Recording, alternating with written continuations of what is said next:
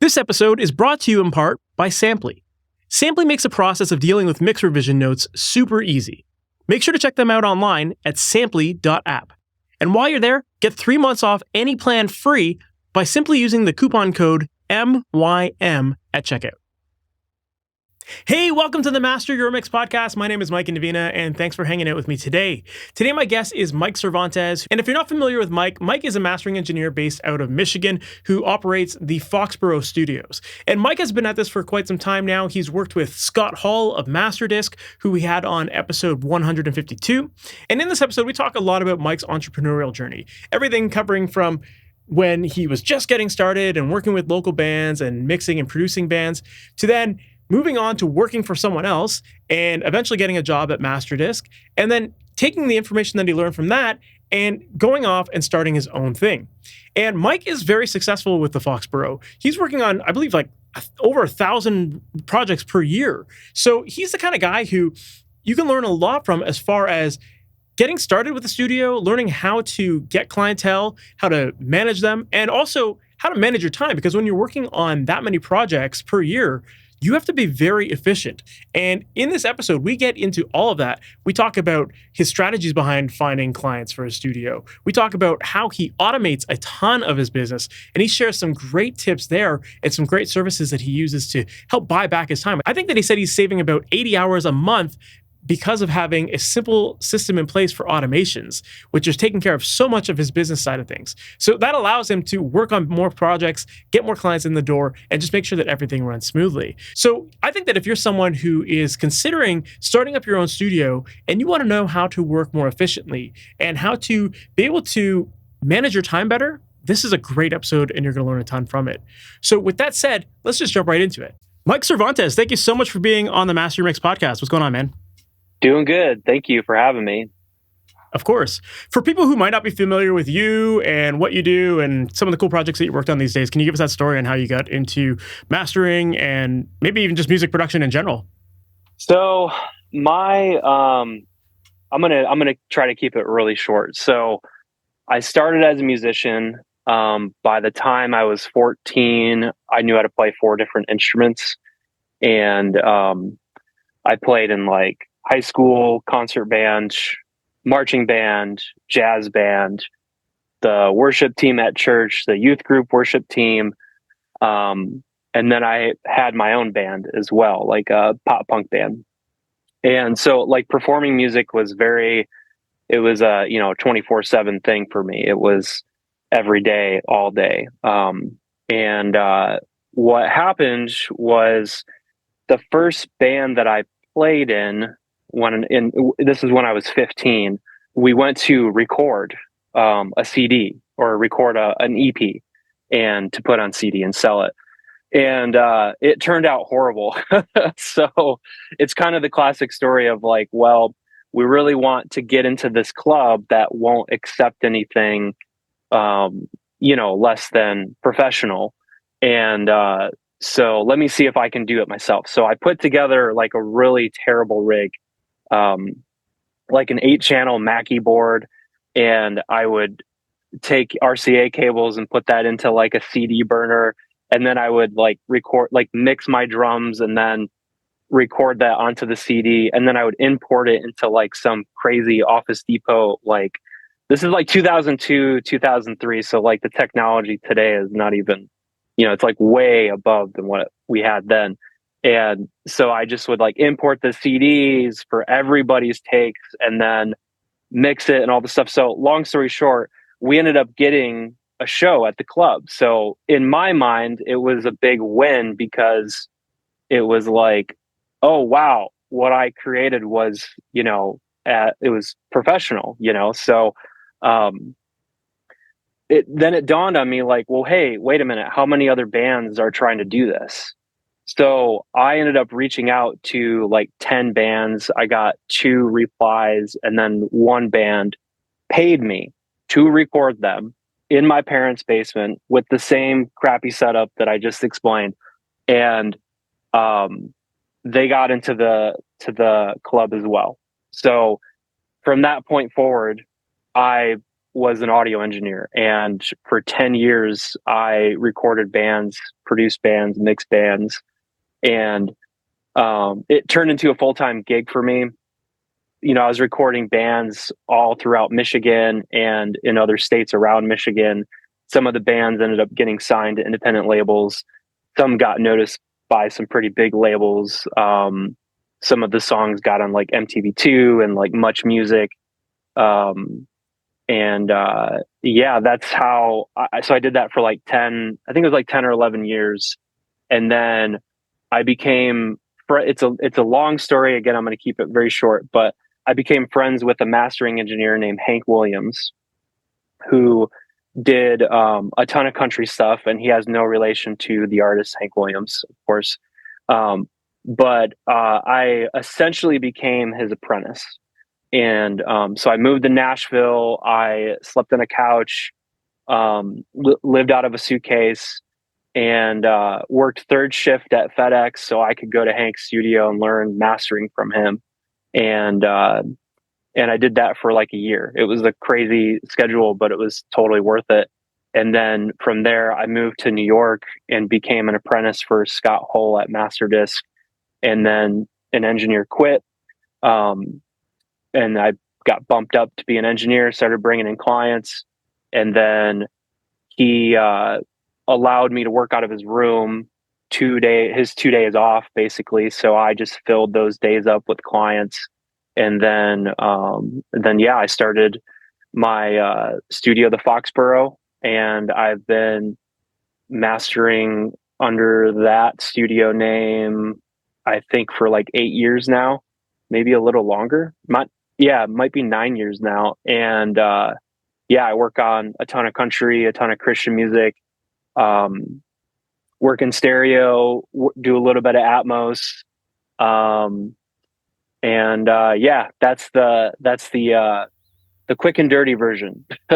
That's amazing. I love it. Were you the like really quick and dirty version? Yeah. Going back to like how you were talking about how you had that kind of that first experience of, you know, not getting the results that you expected in the studio and then feeling the need to take it on for yourself. Like that in itself, I love when people share that story, because like it is kind of funny that we all have this, like, people who have that experience, like there's this empowerment in that moment where you're just like, I can do this. But the funny thing is that most of us at that point know nothing about what we're doing, you know, but when you're that determined, you just like, you force yourself to go deep with it and really, you know, push yourself to learn everything you need to really quickly. And I think that that's a really fun experience to go through. But then you talked about how very quickly you started asking yourself, like, well, how many other bands are in the same situation and how many other bands can benefit from what you knew? Were you always like an entrepreneurial kind of guy, like, or like that made you like immediately think like, I can help other people and make a career out of this, or maybe make just some side money off of this? Well, what's interesting about that question is in high school, so sophomore year, like it was the exact same time that I was recording this, recording this EP for my band to get into the club. And we were in the English class of sophomore year, we were assigned a career paper where you had to write a paper about a career that you were interested in. Of course, I was like, ooh, rock star. That's me, you know, like that's the career that I'm planning on, you know. I was a big MXPX fan. And, you know, if you know anything about their story, like they got signed and they started touring like the day after graduation. And I'm like, that's me. I'm going to do that. But of course, our English teacher said, rock star is not a career, you know. And so all three of us that had our hands up, you know, quickly put them down. And so I was trying to find the next best thing. So I was like, oh, what's this music producer thing?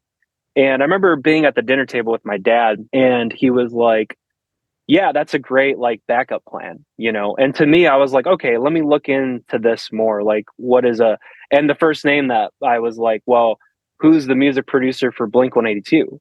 And that was Jerry Finn. And I'm like, oh man, I want to be that guy. So like, that's where I started to kind of go down that route of like, oh, this is a job. Like, this is a career. And just like learning more about Jerry Finn and and just kind of his career. And then you like, then you learn about like Tom Lord Alge, Chris Lord Alge. You start going down this huge rabbit hole of like credits and like, oh, these are jobs. Like people get paid to do this. And then you like kind of learn their stories of like they started somewhere kind of like where I was. So it wasn't like day one, I recorded my band like, okay, here we go. This is what we're shooting for. It was just kind of like, hey, let's try this out. Let's learn, maybe this will be a backup plan. And quite frankly, it didn't really hit me until probably, I was super passionate about recording. I went to college for it. I would stay up so late, like just trying to find every interview about everyone in the industry. And, but it wasn't until like my fourth band in 2009 where I was like, you know what,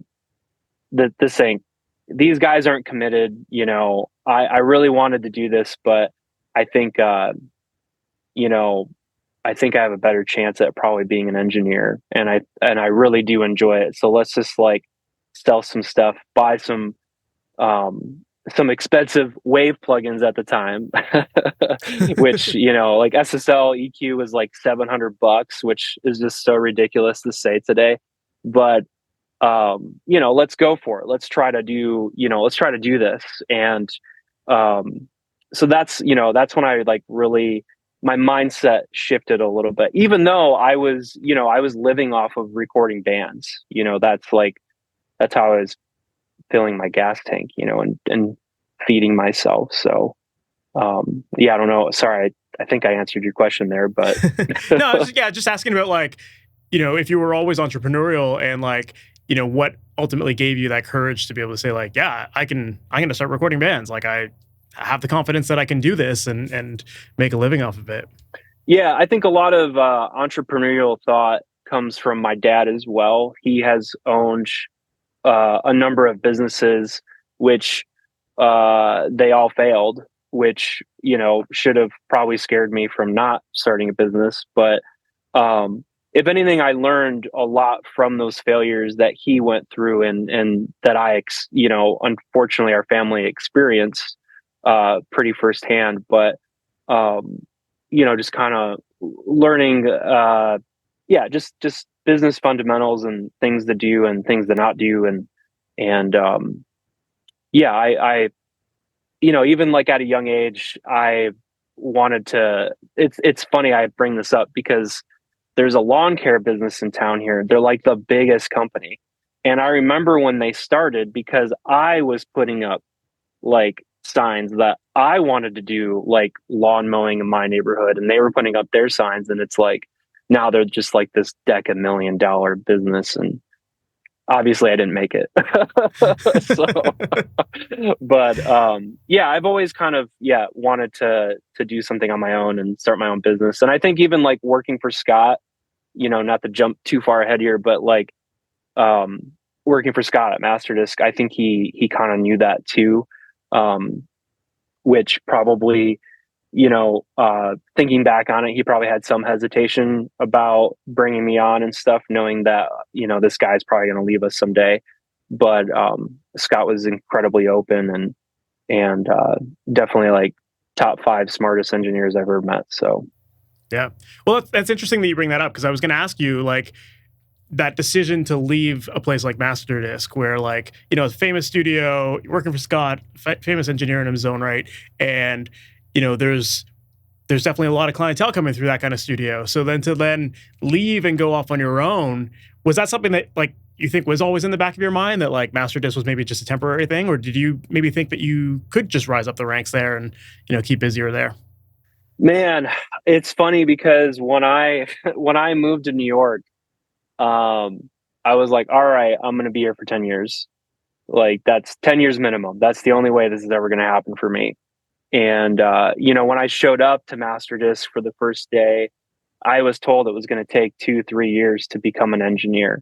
And, Scott, he has you do like very specific things to prepare you as an engineer, but also to like thinking back on it, he was testing you, to make sure that you were committed.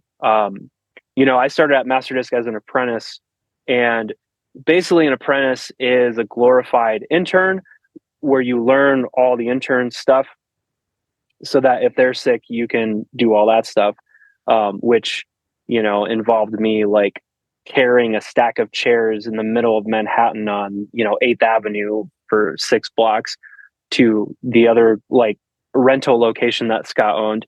But it also involved learning what the assistant does as well.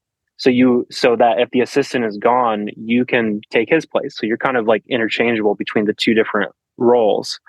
And then you're also learning from Scott. With Scott, like when he told me 2-3 years, I was like, yep, let's do it. The plan is 10 years, so 2-3, hey, that ain't nothing. And, fortunately for me, somebody quit, and then, that sped up the process. And I think being involved in the process of being an engineer at Masterdisk sped up the realization of like, okay, this is a big company where they handle a lot of projects, and they've been doing this for decades. And I can see how, like, wow, this is very organized in some areas, but there's other areas where it's not.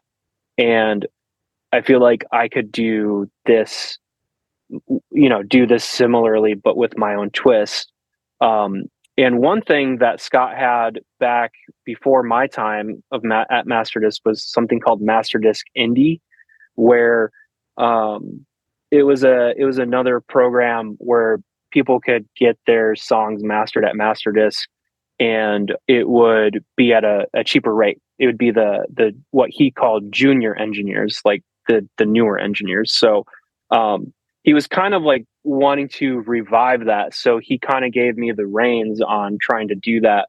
And the more and more I got into that, whether he knew this or not, I was realizing like, oh, like this is how I could do this for myself someday, set up a booking form and like an upload page. And then I was beginning to like see how, and then I bought my own domain, Mike-Cervantes.com, so that I could potentially just have my clients book through me. Cause there was sometimes like information I wasn't getting from my clients that if they booked with Masterdisk or whatever it was, that, I just felt like I could just create my own site, have them fill out the form, and then I'll just do the billing through Masterdisk.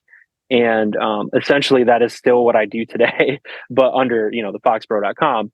And, but that was, again, it just kind of sped up that process of realizing like, okay, I could probably do this, this like business portion of it myself, but with a different twist.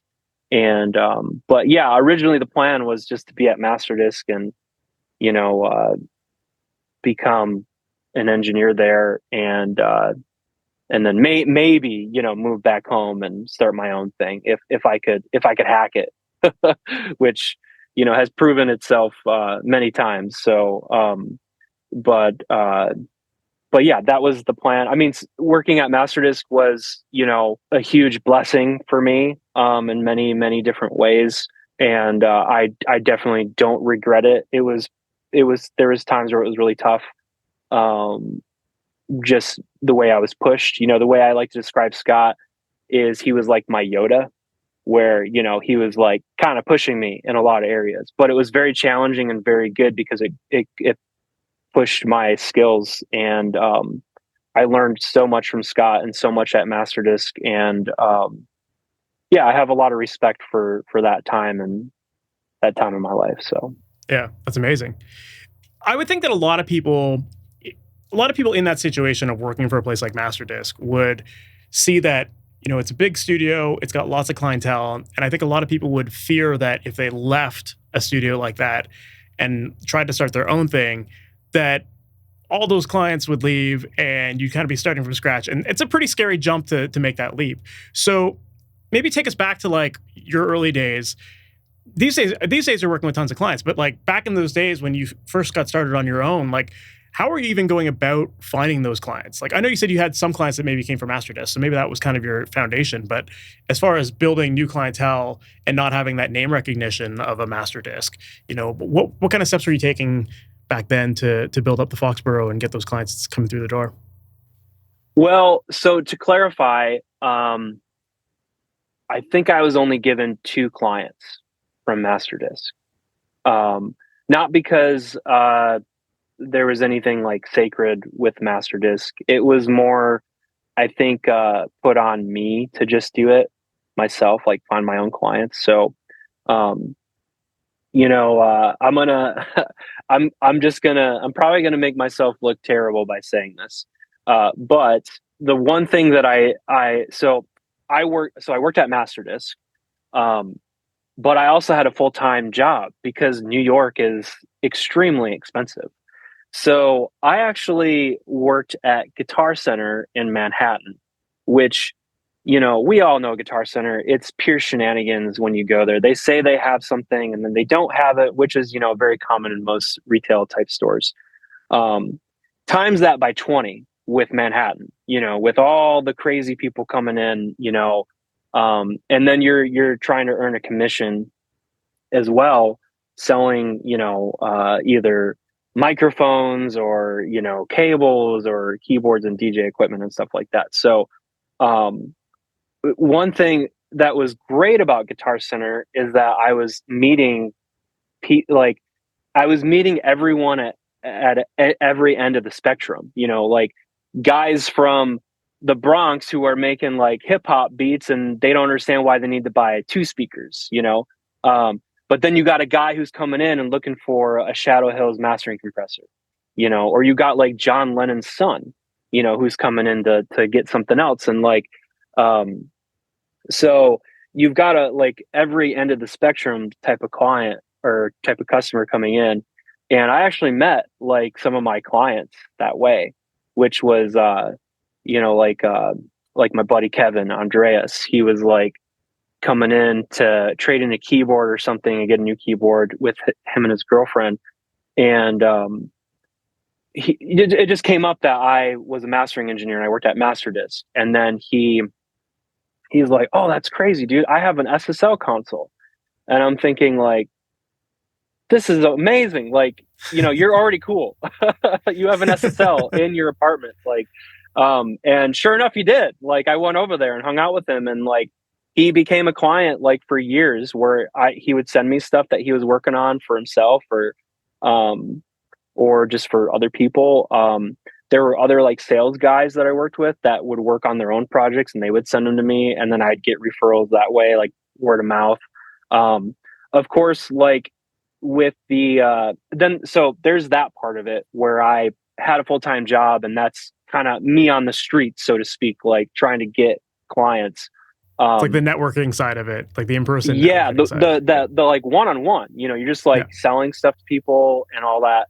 And then the other part of it was the Masterdisk end of it, where I took it upon myself to like use Instagram, which it's crazy to think about because I don't do this anymore, but I did it pretty heavily when I was at Masterdisk, where I would take pictures of gear, and it's the beginning of that whole like hashtag gear porn or hashtag studio porn stuff that came out on Instagram back in the early like 2010s and stuff.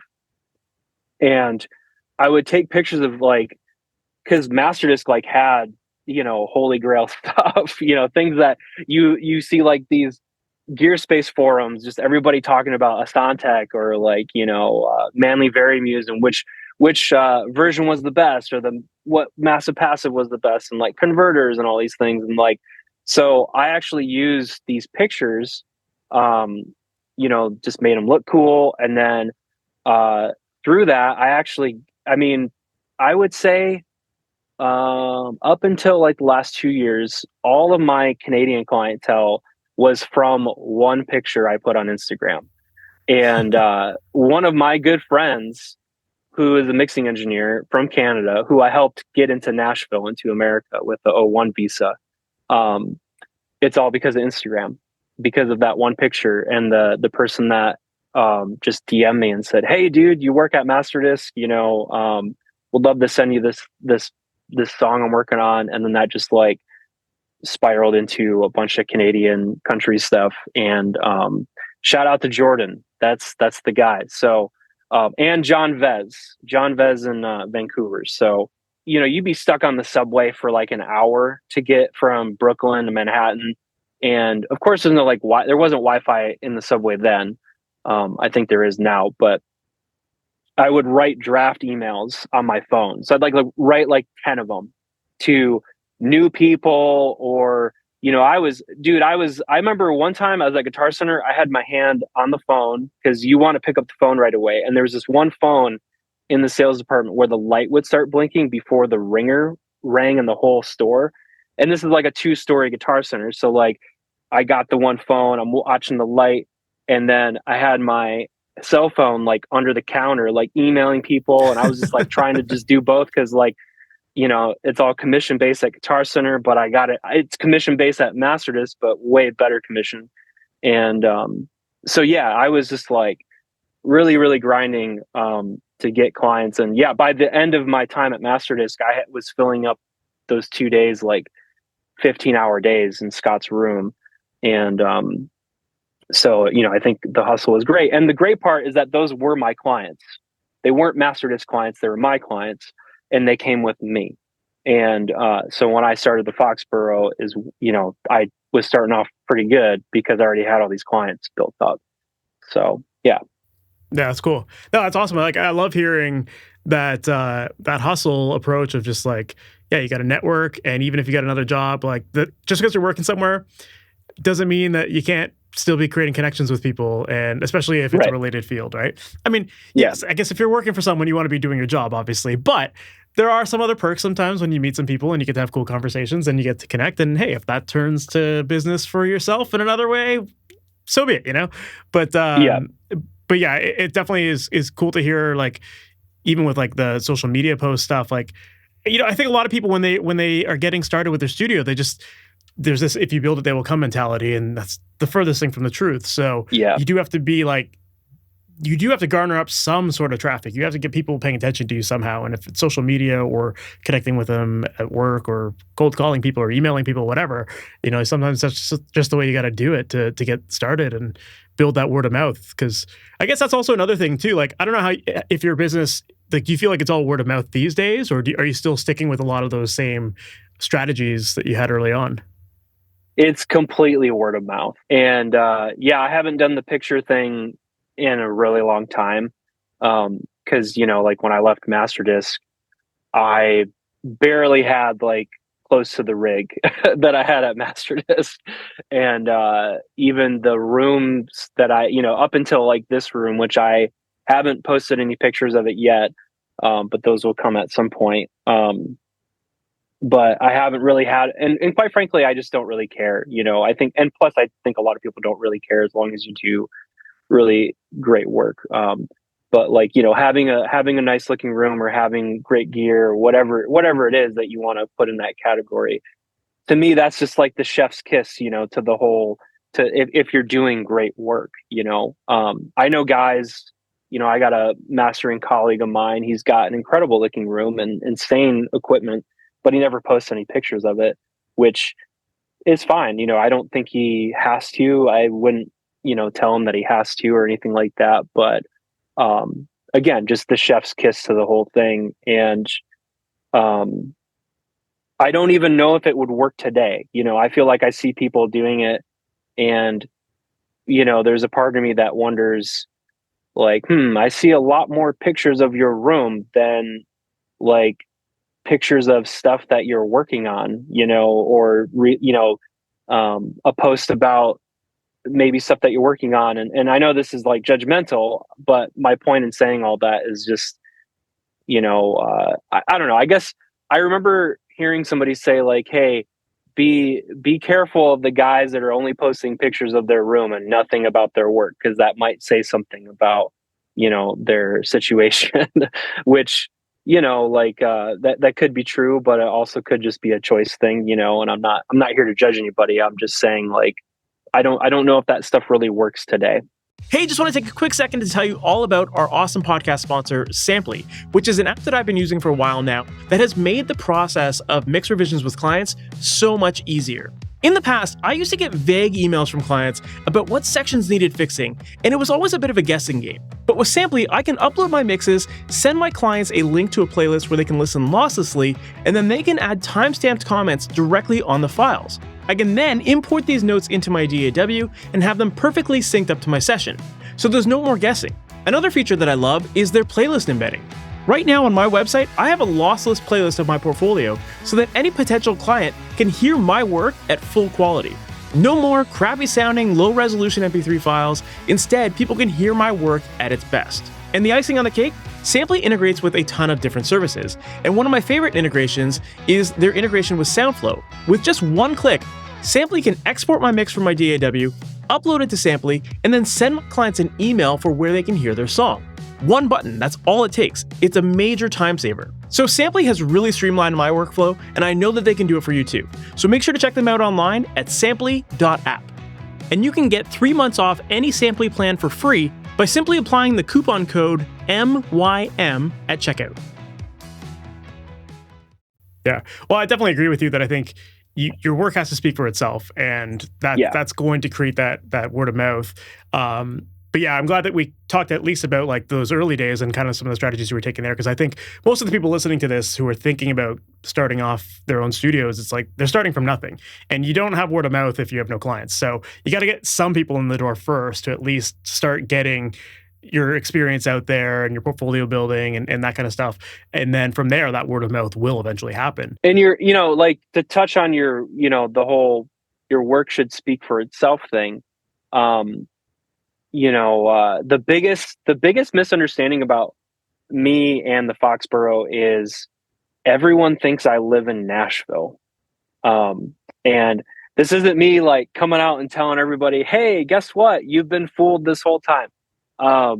It's more of just like really your listeners, to know that I've been doing this from Michigan, and, I don't live in Nashville. I don't live in a big city.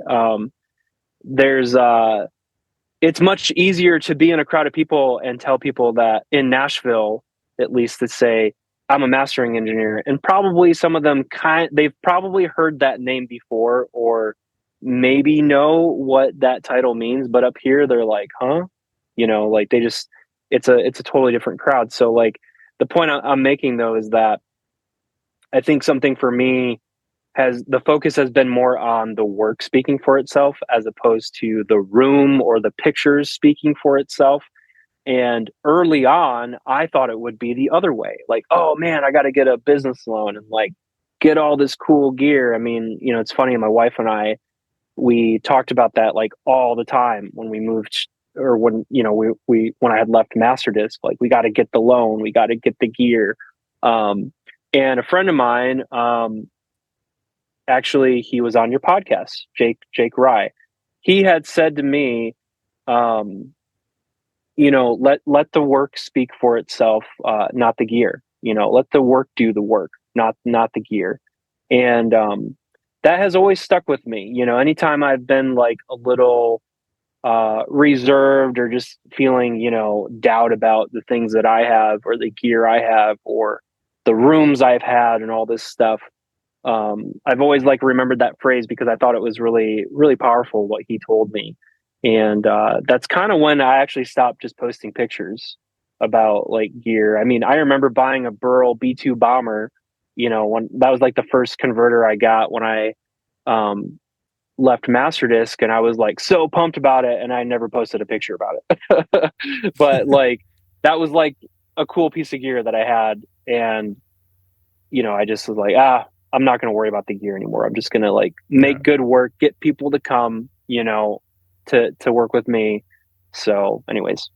Yeah. And the funny thing is that I bet you once you got that, it's not like people were listening to your masters and being like, holy shit, what did you do? Like, why is your stuff so much better? Like, well, what's funny is that reaction happened when I got rid of all the gear. So interesting. When I went all in the box. So yeah, that was, which is like crazy to think about because like Masterdisk, very analog studio, I'm not sure if Scott feels the same way today. Maybe he does, but I remember him telling me, because I was like begging him to let me take a Sequoia machine home. And he was a little hesitant about it, I think for other reasons, but I know one of the reasons was he was worried that I would start just mastering in the box in my apartment in Brooklyn. And his, I don't remember his exact words, and I'm not trying to put words in his mouth, but he had said something along the lines that, there won't be a master with Masterdisk's name on it that hasn't touched a piece of analog gear. So, obviously, like I said, he was like my Yoda. So I looked up to him, and I still look up to him. And to me, it was like, yes, sir, right away, sir, but yeah, going all in the box was like a pretty big thing for me and a really scary move, but it seemed to have actually been the right move. So anyways. Yeah. But no, I love that. And so I'm assuming that, you going all digital definitely had to do more with like streamlining your workflow and improving your speed and helping with revisions and stuff like that. Like that seems to be the argument that a lot of people make when they switch from the analog to digital side of things. Maybe I'm putting words in your mouth. Would you agree with that? Well, yes, I think that's what it eventually turned into. But I think at the beginning of it, it was just, I felt like I wasn't the pieces of gear that I was familiar with, between Scott's studio and also like Hank's studio, I couldn't afford. And some of it was very boutiquey. Like it would just be almost impossible to get to the same spec that they were operating at both studios. But so to me, it was like, I just felt like I wasn't really getting the sound that I wanted out of, just the gear that I had, and I really wanted to get some other gear and, a bunch of other stuff, a bunch of other reasons.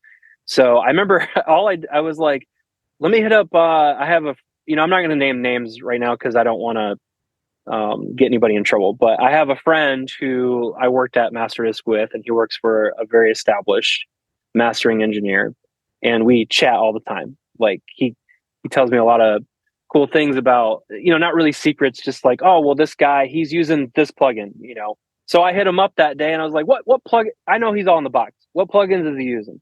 And he's like, oh, just buy these. So I demoed all of them, and some of them were like UAD plugins. So I just got like an Apollo, and I was like, all right, this is what I'm going to do. I'm going to work all in the box for a month. And if nobody notices, selling all the gear, which is like a pretty bold statement and maybe a little naive and not very smart. But so I did it, and I didn't have like any revisions for like a month, which I was like, all right. And then the second month, that same guy, Jordan, that I had mentioned, Jordan Orbeck, he texted me, and this was like the first master I did for him all in the box. And he was like, hey, are you doing something different over there? And I was like, oh crap, somebody found me out. And I was like, yeah. And then he's like, awesome, whatever it is, it's really good. So I was like, oh, okay, good. That's good. So I was like, well, if Jordan's really happy with it, then, I think we'll be good. But now today, I mean, workflow, it's just like, I can't imagine, it's funny because not a couple years ago, like 3 years ago, I went back to analog. I got a bunch of gear. I had like a Lavigne Gold and Spectrasonic limiters and really nice cables and nice power cables and all this stuff. When I saw my daughter's heartbeat on the ultrasound, that's when it was like, all right, I got to go back in the box. I got to figure this out. Cause like I was just spending so much time like trying to chase this sound analog. And then, but it was like, in some sense, I was trying to just chase this like super clean tone. And it was like, but isn't the cleanest tone all in the box? To some extent, analog will always have a place in my heart though, because, and I say that all while there's like I'm not going to name the name of what it is, because I might post, here I go. I might post a picture of it on Instagram in my stories. So if you want to know the piece of gear that I'm staring at right now, this is like a legendary piece of gear owned by a legendary engineer. It's super vintage. If I tried to sell it today, I don't own it, but if he tried to sell it today, he could buy a brand new Mazda SUV probably. and I know this because I have a Mazda SUV, but I say all this, with talking about analog and being on the box and stuff, but all while there's like this insanely incredible holy grail EQ right here in front of me, staring me down. And, but I choose not to use it right now because workflow is key, like that is just like, that is so important to me. And I think it's really important to my clients too. So, yeah, maybe we'll bust this guy into the chain and start using it more frequently. But for right now, yeah, I'm pretty slammed, and in the box is the king for me Love at the that. moment. So Love yeah. that. You're gonna have to pay attention to your Instagram analytics. You might see a spike in the next day or so. Yeah, sure. Why not? I'll build up the hype for it. But yeah. Anyways, I love that. No, the reason why I thought maybe you had switched to digital for speed is because like I know that these days you're working on tons of projects, and like you said, you're a dad as well, and so as a dad myself, like I understand the value of that time and trying to get everything fit in and still make time for your family and all that kind of stuff. And so I was curious to know, like, how do you manage your days to make sure that you're as efficient as you are while still maintaining that work-life balance? And I thought digital was probably part of that, and it sounds like it was. But are there other systems in place that you have at work that allow you to work faster or more efficient? well, yeah. So digital is huge because, you get like 2 licenses per plugin, at minimum. You usually get 2, and so I have a main rig and I've got a secondary rig, and in times of trouble, that secondary rig has come in real handy to be able to print on both. And also like I have an Atmos rig too. So I have like a 3 network computer system here. And so that's, so yeah, working in the box is like key with that, because then you can just like, you're just using different computers to do different recalls and all this stuff. Another thing that I do with work-life balance is I actually get up pretty early. So kind of back to my FedEx days, I would get up at midnight to go work at 1, and then I'd leave at 8 and then be at Hank's studio at 9:30, leave at 6, eat dinner, and then do it all over again. I did that for like about a year. But I think on the weekends, what I would do, because we all had weekends off, I would go out running at 2 a.m. in the morning in Music Row, which was, probably not very smart of me to do, because there was like no one around. And, but for whatever reason, I think that just like early schedule has kind of stuck with my body. And, so I'm actually kind of an early bird kind of guy, where I will get up at 4 a.m., 4:30. And I was doing that out of necessity for a while, just because of other things in life going on. But I found it to be really helpful because I'm Eastern time, being in Michigan, Nashville Central time. So if I get up at 4, that's 3 o'clock Nashville time, which is 6 hours before most of the label people are back in their offices, or, they're back at it. So it gives me like a good 6 hours of uninterrupted time. And it's hilarious. Once 8:30, 9 o'clock rolls around, everybody's just like texting you up, hitting you up email. And it's like, man, I got so much stuff. It's kind of like being in stealth mode. Like you get a bunch of stuff done, like under the radar, and then, or you send out a master like early and they're like, wow, thanks for hitting it so early, all these things. And it's like, well, I'm just, up at my usual time at 4 a.m. So, but that helps me, kind of balance out my day so that I can hopefully be done by 6 or 7 at night, and, be on time for dinner with family and stuff like that. So, but yeah, I mean, scheduling like that and also working, in the boxes, just the way to do it, in my opinion. Yeah, I love that. You strike me as the kind of guy who also probably builds a lot of systems into place to just make your life easier. Like you talked about having like the upload form at Masterdisk, and having that as a way of getting more information out of people and helping you through the process. And like it could be a lot to when you start up your own studio. You're juggling a lot of different things. You're working on like managing projects and collecting files and deliverables and getting projects done, and then the sales side of things and all that kind of stuff. So what kind of systems do you have in place to help you with like navigating some of that, like running the business, while still having time to do the projects yourself? Yeah, I have so many systems in place. I use a cloud service called Zapier.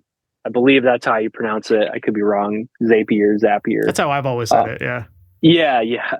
And I have like I pay an enormous amount of money per month for all the tasks that I call it. It's like digital Oompa Loompas. That's how I like to think of Zapier, because they're just doing all this work for you, and I think, and I'm fine sharing this number.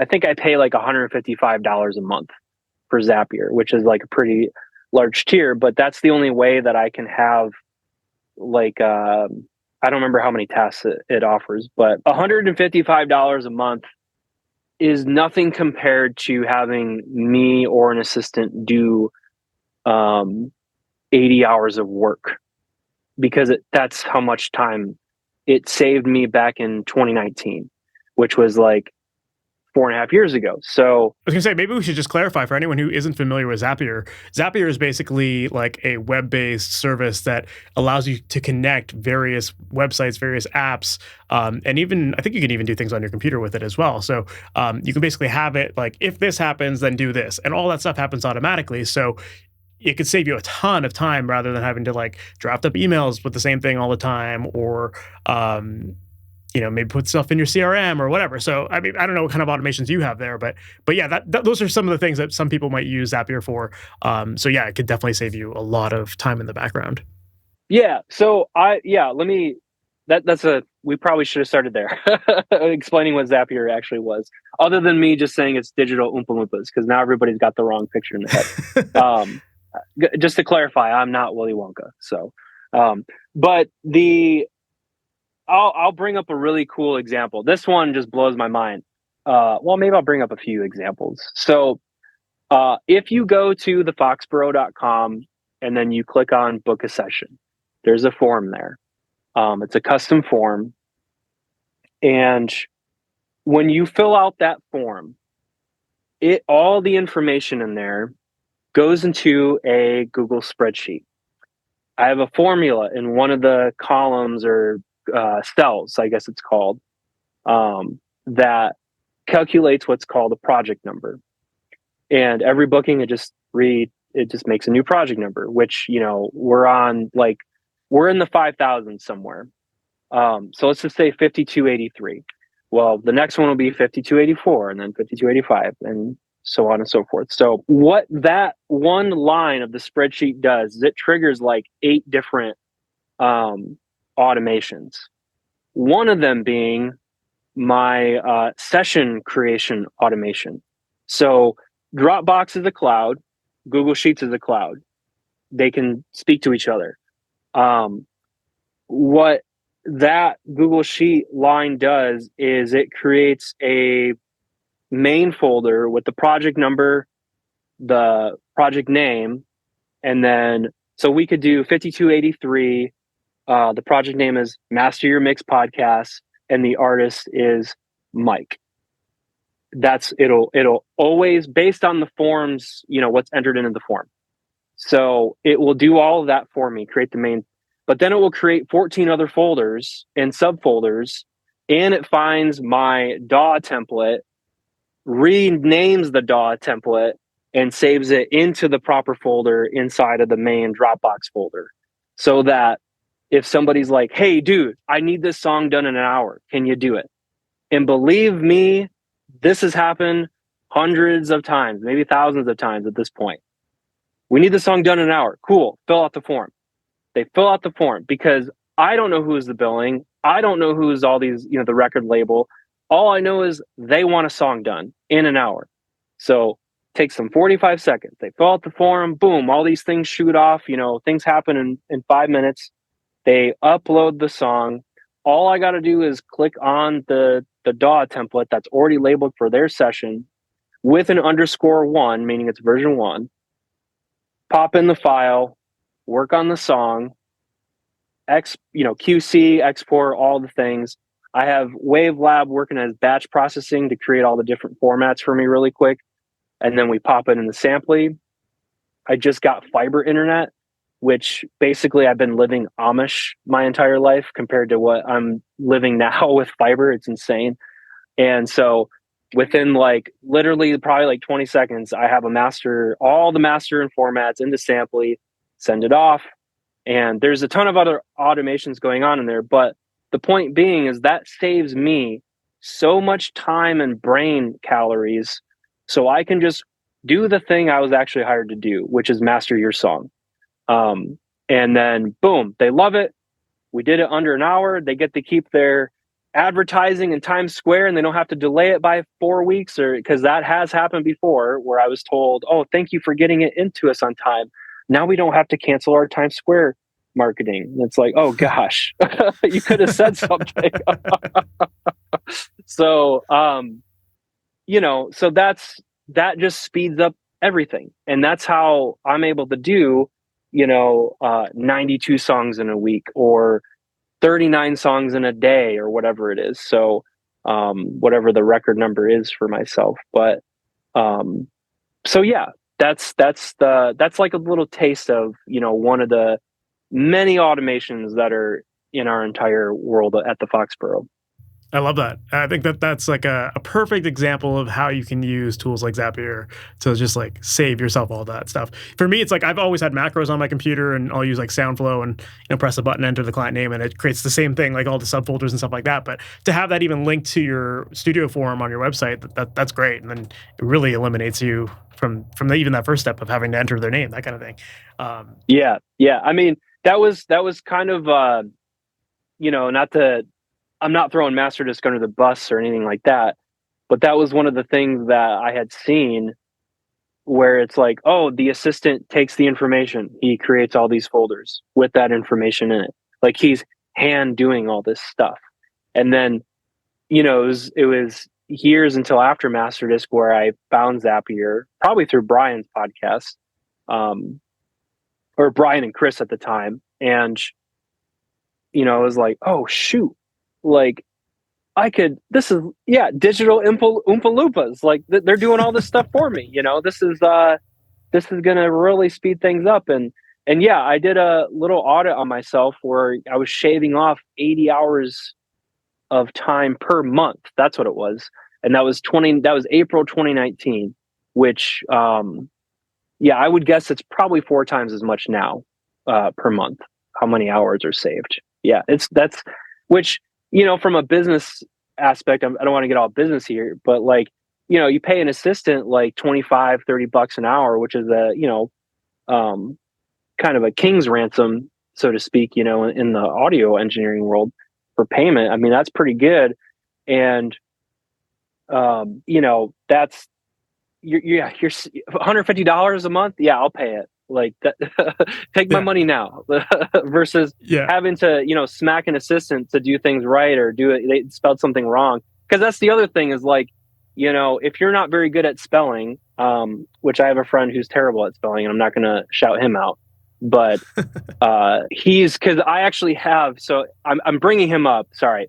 I'm bringing him up because I have a macro on my Stream Deck to help me from his mixes that are misspelled to not be misspelled, because it's happened way too many times where everybody freaks out about the spelling of a song, like the I and the E were the wrong way, or there's too many L's or whatever it was that he ended up doing. And so, yeah, I have certain things in place to help, because the worst thing is where everybody's hey, the spelling of this is wrong. Oh my gosh, we can't turn in the master. They're just freaked out about it. And when it's guys, this should not be like the thing that you're freaking out about right now. There are bigger fish to fry at the moment. Let's talk about your vocals being out of tune. How about that? Yeah. But anyways, yeah, there's, I rest my case with the whole automation thing. Yeah, I love that. And I think that you're absolutely right. It's like if you're going to hire someone at like $25 an hour, that's like $50,000 over the course of a year to have someone working for you who has human tendencies and who's going to make human error, and that's going to happen. That's a given whenever you're dealing with real people. But when you have something that's completely automated, it's foolproof. Like it's been told, do it this way every single time, and it doesn't stray from that. So, it's going to save you a lot of hassle, but also at $150 a month, that's nothing over the course of a year compared to hiring someone and having to deal with all their mistakes too. So, definitely handy there. You talked about mastering, like, I think you said like 39 songs or something like that in a day. Like how long does it take you generally to master a track? Like how are you managing to like get stuff done so fast? Well, that 39 songs in a day was a ton of Atmos. Like it was, let's see, because it happened recently. That's like my, I don't keep track, and it's funny, I've been trying to think of how to create an automation of how to keep track of every amount of songs I do every week, because the number keeps going higher and higher.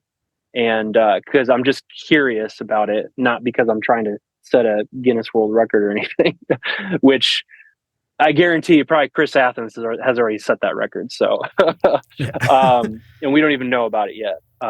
But that 39 song day, that was like an Atmos album. That was another album, 2 EPs. So like, in my favor for that day, I think each one of those projects is like one mixer for the Atmos, one mixer for the other album, one mixer for the EP, one mixer for that. So in those situations, you can usually work pretty quickly because there's like similar things kind of going on in all of it. It's where the singles come around is where it gets really tough, because then you're just dealing with, like, okay, like, this mix is like freaking amazing, but the song before, I just had a jackhammer to the whole thing, like I was just like putting everything on it and I couldn't still get it to sound the way I wanted it to sound. So like there's like constant mind shift changes and stuff. So, that particular day was a very long day. It was a day where I had to, let my wife know I wasn't gonna be able to have dinner with them and stuff. So, but so those days don't happen, it's funny. I say that that doesn't happen often, because it happened twice that week. I did a 34 song day on Monday, and then it was a 39 song day on Friday. But yeah, just like, the multiple rig thing, that's huge. But in the box, obviously that's huge too. Yeah, absolutely. Yeah, so the reason why I asked about like being done quickly and like what kind of things you're doing to help you with that, it's like I find one issue that I hear from a lot of people is that, especially like amateurs or people who are just getting started with this stuff, is that they never know quite when they're done with either a mix or a master. It's like, it's so easy to just like nitpick everything and to make a ton of small revisions and feel like you're incrementally making things better. And, it's like, it's so easy to get into your head too about like, is this actually the best it can be? So I was curious to know, like, in your mindset, like, how do you know when a project is done? Like, obviously you have some systems in place to allow you to work so fast. So, for you, what determines when a song is actually done for you? So I have this, I hate saying this way, but I have this thing called synesthesia, where like in my mind's eye, there's colors and shapes and textures happening. And usually it's more vivid, like with really interesting music or like really well done music. There's, I don't have a doctorate in this space or anything, but I have talked to somebody who went to school for this and did a whole thesis. And so I do know quite a bit about it. But I feel like Chris Geringer, because he actually has this as well, but he put it like the most perfect way. Because when he said it in a podcast one time, I was like, that's it. That's how it is for me. It's when everything, all the puzzle pieces and all the colors just come together. And it's like, it just forms this image. And I know that doesn't make any sense to anybody who, who doesn't have it.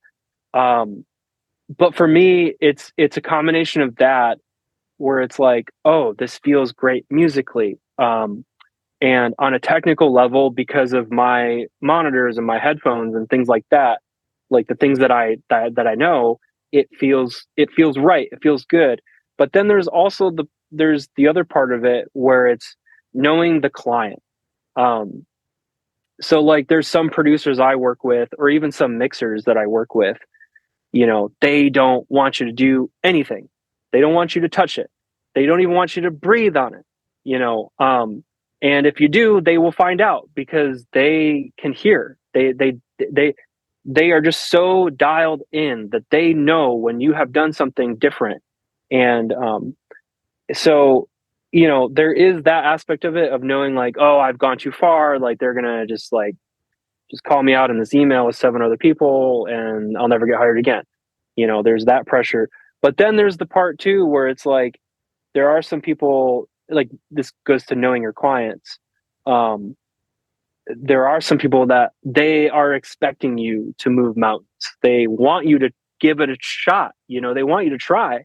And if you crash and burn, it's okay. Like they'll tell you and they'll just ask you to dial it back or whatever it is. So, I think for me, it's just like, it's when everything kind of comes together, synesthesia, it feels right musically, technically it's right. And then just like, okay, who's the client again? Oh, it's this guy, oh shoot, we got to turn this all off and redo it. Or like, oh, we got to go the extra mile.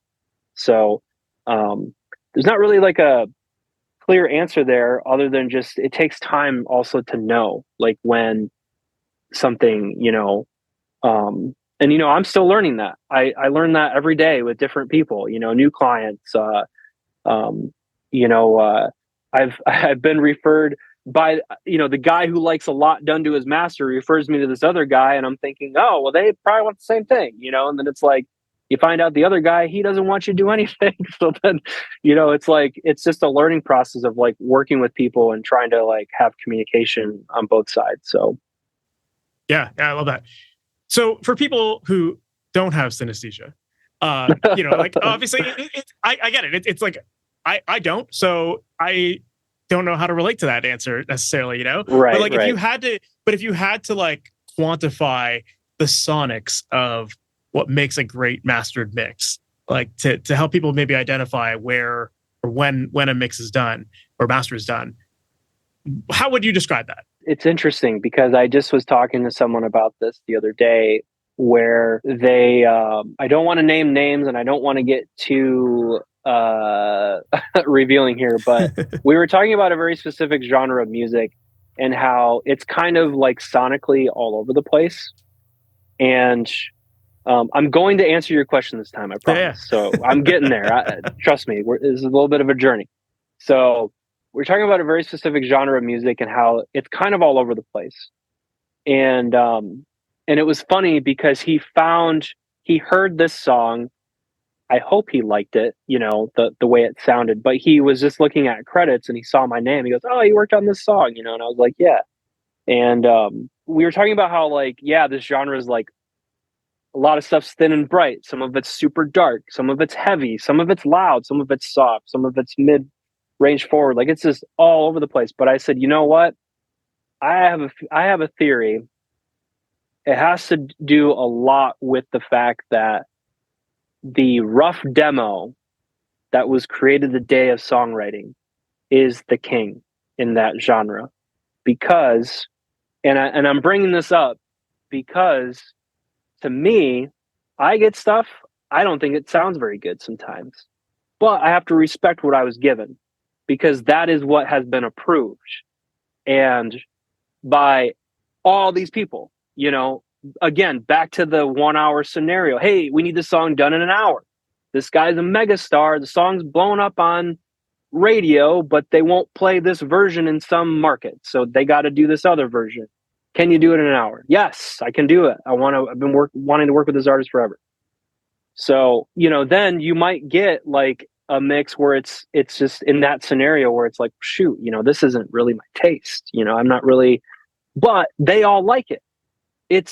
And I think the point that I'm getting to is just that, it's done because you have done everything you possibly can to respect what you were given, respect what was approved, and try to improve it even by the slightest bit, like 1%. And to me, that is what is like a perfect mastered mix. Because even though, like, I could do all this stuff to it and make it sound the way that I want it to sound, but sorry, like, my name is like super small if it gets on the album these days. The artist, the guy who approved it, the artist who's singing it and all this stuff, his name is much bigger than mine. So, like, I have to respect that and understand, like, well, this is what he wanted. So to me, that is like the ultimate answer to your question there of like what sonically is a mastered mix. Now, the other part of that is, if it were me, what do I think? I think something that sounds like just really like things that I gravitate towards are musicality, fullness, and what I mean by that is just it sounds really big and dense and full, but everything's clear. Like, you can hear everything. And I like loud. I think loud is fun. Loud is cool when it's done right, And I'm not saying that I have done it right every time, because again, I'm not the guy running the ship sometimes. There's sometimes people that have just different tastes that get involved and things go a different route. But I like, I think I have, I come from like the post-hardcore world. So like there's a band, oh man, I think they're called Throne, like THROWN. And like, that's an example of like really full and dense and just like you can hear everything, but it just sounds like so just like there's so much distortion going on with all the different blends of guitars and bass guitar distortion and the bottom end, and like maybe they're doing some sort of harmonic saturation to get that low end to stick out, and like maybe they got like filtered vocals going on. There's just all these like different like textures and formulas and taste things kind of happening and just coming together like a stew. And I don't know, that just comes to mind right now because it's like recent for me, where I heard something on Instagram. I'm like, man, that riff is heavy. Like, that is a cool riff. And then I go find their album and it's like, whoa, this is like a whole album of like super cool riffs, and the mixes sound really good. So probably not everybody's into that kind of music, but then there's like some country stuff that I've worked on. Like there's a new album, Metro Tenpenny, the third album that came out. I was very blessed to have mastered 10 of the 20 songs on that. And there's a song called, I think it's called I Won't.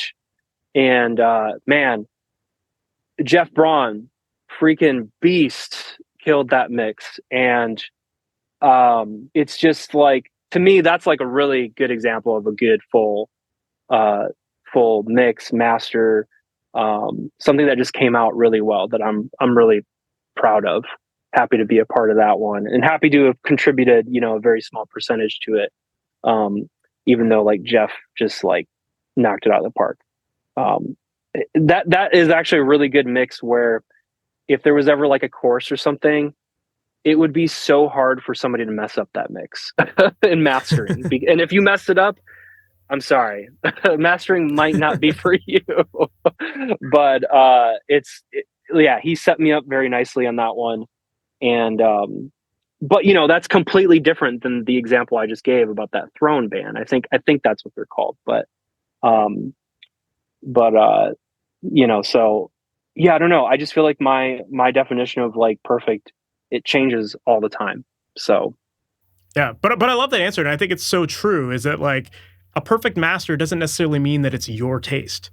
Like there's going to be your taste, the artist's taste, and then there's just the process that facilitates either one of those visions, whichever it's supposed to be. So I think that is a pretty solid answer there, because people need to hear that. I think, if it was always coming down to your taste, then all of your masters would sound the exact same, and then people might be like, that's maybe not my thing. But like instead, they're coming to you to fulfill their vision for their projects, and they know that when they go to you, they can trust you to get that for them. So yeah, I think that's a great way of looking at it. Yeah. Yep. Yeah, that's awesome. Dude, I could chat your ear off about so much of this stuff. Like, we haven't even gotten into your process. But like, I want to be really respectful of your time. But if we can start to wrap things up, but if people want to learn more about you and the Foxboro and maybe even work with you, like what are the best places for them to do that? Well, to learn more about me, I think just the usual Instagram, kind of what we've been working on. I've been slacking a lot lately. It's been more of like an every other week type of thing with posting about new releases on Instagram. But I try to do my best, and hopefully, we've got and I say we, meaning my studio manager and I, we've got a little bit of a plan to kind of change that up for next year. Or we're just chatting about some ideas how to get more consistent. But yeah, to learn more about me, the studio, my work, Instagram is kind of where we're, that's our water hole, and where we post a lot of that stuff. If you want to work with me, the foxboro.com, that's FOXBORO.com. And there is a get a quote form if you want to fill that out and just, figure out our different rates that we have for different types of projects. And then if you just want to book with us, there is a book a session page as well, which I described in the whole Zapier example. And it takes like 45 seconds to fill out the form. If you want to email me too, there is a contact button at the bottom of the website too, which the email will go directly to me and my manager. And if you want to chat about anything, if you have synesthesia and you want to tell me about your your experiences that you're having, that'd be awesome. It's pretty cool when you meet someone else that has it, because it's totally different for them. And the foxboro.com, that's our website. And then those are the easiest ways to I don't really respond to DM on Instagram that much, so just kind of keep that in mind. But if you decide to go that route, just don't get upset if I don't answer you for like a week or something. So yeah, just be patient. Yeah. Yeah, be patient. Love it, man. Well, dude, thank you so much for taking the time to do this. I really appreciate it. And I think that like anyone who is getting into this and, thinking about starting up their own studio, whether it's mixing or mastering or production, whatever, I think you give us a lot of really cool insight into like the process of, building your business and optimizing it and that kind of stuff. And I think that's all really valuable stuff. And it's going to help people actually have success with it rather than just having that, if you build it, they will come mentality. So, dude, thank you again for doing this. I really appreciate it. You're welcome, man. Thank you for having me. So that was my episode with Mike Cervantes, and I really enjoyed learning more about his entrepreneurial journey and how he got started and how he's been able to build it to be such a successful studio like it is now. And the fact that it's just him and an assistant, I think that's really impressive because, man, the number of clients that he's getting in, that's a lot of work to maintain. So that said, hearing him talk about how he uses systems like Zapier into his business to help streamline a lot of things, that's a pretty impressive thing. And if you're someone who finds that you're strapped for time, and let's face it, we all are, but let's say that your time is your bottleneck and you just don't have enough time to get projects done or manage them, or you're finding inconsistencies in your business and how you name folders and all that kind of stuff. An app like Zapier can really help streamline that stuff and save you a ton of time. So I really enjoyed learning more about that. It certainly has me thinking about how I can use it even more in my own business too.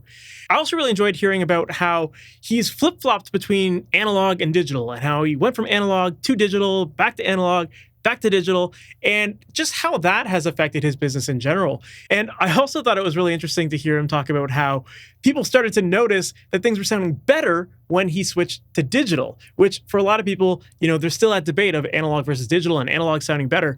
But I think that that's a perfect example of how digital has streamlined his process, but also made his project sound better as well. And I would equate that to the fact that he has more time. Because of the systems that he has in place, it allows him to work more efficiently.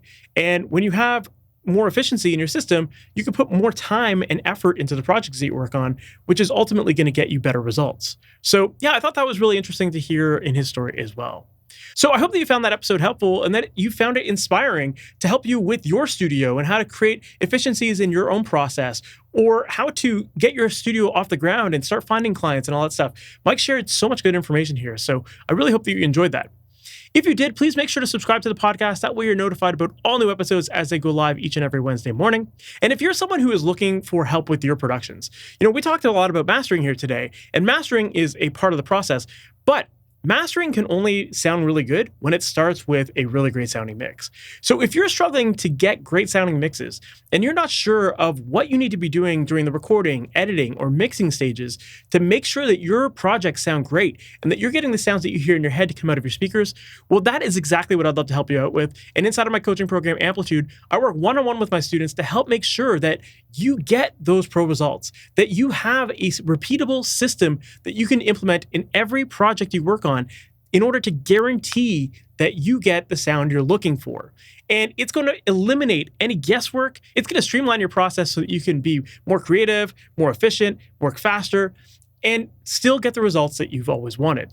So if you're looking for one-on-one help throughout the entire process and you want feedback as you implement that, make sure to check out MasterYourMix.com/amplitude. And that's where you can find all the details of the program. And then I'd love to hop on a call with you. I'd love to learn more about what you're working on, what's working for you, what's not working for you, and to learn more about your goals to see how I can truly help you. And if I can help you, I'd love to invite you into this program. I only work with people who I truly believe I can help. And I reject a lot of people because of that. I really do believe that if you're going to be part of this program, I want to make sure it's a good fit and that I can truly help you and you can get the most out of this. So make sure to go to that website, MasterYourMix.com/amplitude. And again, you can find all the details there and book a call with me. And let's hop on a call to learn more about how I can help you. And with that said, we're reaching the end of this episode, but I want to give one last quick special shout out to our podcast sponsor, Samply. Mike actually mentioned earlier in this episode that he uses them to help streamline his process and make things more efficient. So you should definitely check them out too. Check them out online at samply.app. And while you're there, you can get 3 months free off any plan when you use the coupon code MYM at checkout. And that's it for this episode. Thank you so much for sticking around, and I can't wait to chat with you in the next one. We'll talk soon. Take care, guys.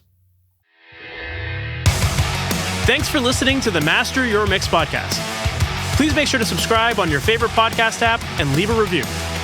If you have any questions or comments for the podcast, send an email to questions@masteryourmix.com. And for more information on how to create pro recordings from your home studio, visit masteryourmix.com.